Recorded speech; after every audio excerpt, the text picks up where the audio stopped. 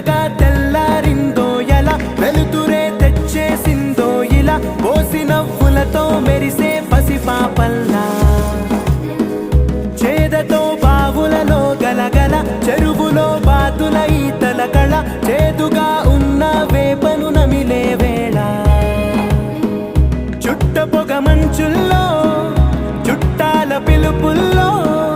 మాటలే కలిపేస్తూ మనసారా మమతల్ని పండించి